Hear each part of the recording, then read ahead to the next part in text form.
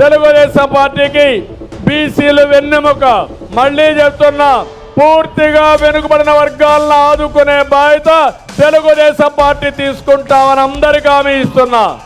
బీసీలకు రక్షణ కోసం ఒక చట్టాన్ని కూడా తీసుకొచ్చి ఎవరైనా బీసీల జీవితాలతో ఆడుకోవాలంటే కబద్దార్ జాగ్రత్తగా ఉండమని ఒక ప్రత్యేకమైన చట్టాన్ని తీసుకొస్తానని చెప్పి నేను మీకు తెలియజేస్తున్నా. బీసీ కమిషన్ ను శాశ్వత ప్రాతిపదిక మీద నియమించేందుకు చట్టం చేస్తాము అని చెప్పి ఆ రోజు బీసీ డిక్లరేషన్ లో చెప్పడం జరిగింది. చెప్పిన మాట ప్రకారం చట్టం చేశాం. నామినేటెడ్ పదవుల్లో 50% బీసీలకు, ఎస్సీలకు, ఎస్టీలకు, మైనారిటీలకు రిజర్వేషన్ కల్పిస్తాము అని చెప్పి చెప్పడం జరిగింది. ముఖ్యమంత్రి చంద్రబాబు నాయుడు గారిని స్పష్టంగా ఒక్క విషయం అడుగుతున్నాను.